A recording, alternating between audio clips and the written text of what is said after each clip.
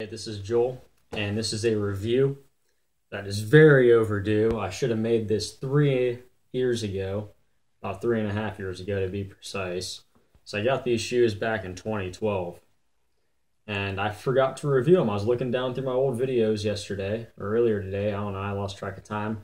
Anyways, I was looking down through my old videos, and I realized, oh, I forgot to review those, and it has been 3 years. Yeah. So without further ado, because we already adoed further than what should have been done, dude, something like that. Slant. I skated these shoes. I remember skating these in 2012.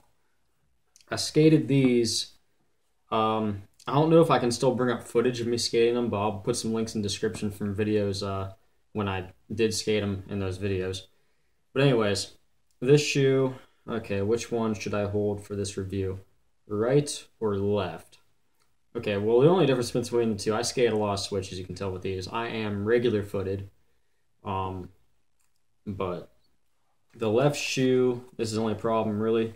That's why I stopped skating them, is it lost all its support. The support in the heel, like that plastic frame piece, I don't really know what it's called, but it's in there. Like on the right one, it's solid. It ain't budging at all. This one, it cracked over here and it split apart, so now it just kind of flops around, and that's why I had to stop skating them, because due to loss of support. But I skated these shoes, I want to say, I think I skated them from May of 2012 until July of 2012. So I skated them for 2 months, which is about average. That's about how the average shoe lasts me, is about 2 months. About. The soles gave out after those 2 months.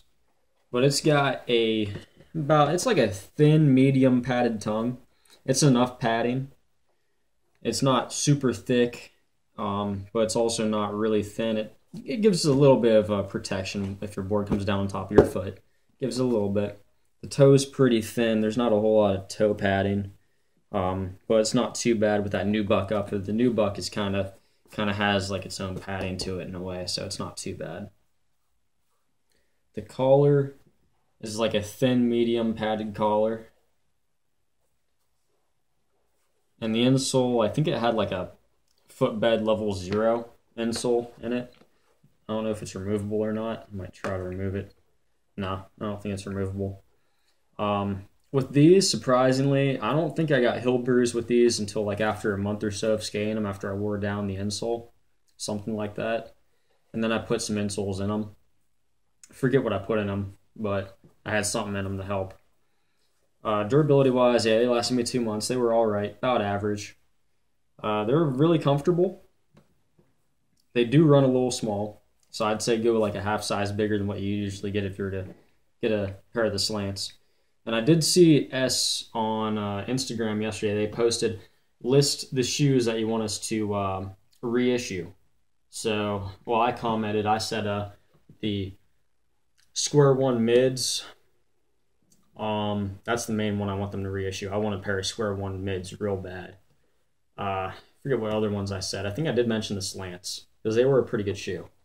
The slant, and I think I just mentioned those two. Yeah. Oh, and the Square One. Yeah, and the Square One. I mentioned those 3 shoes that of my opinion of what they should reissue. But I love the OGs. But anyhow,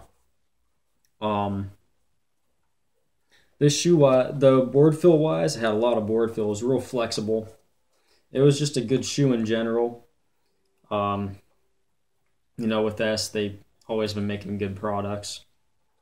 And they're also skater owned and operated, so by S. And I had some good time skating these. Brings back some memories. I still have these shoes for a reason, because they're S, and I felt like holding on to them, so I did. And I'd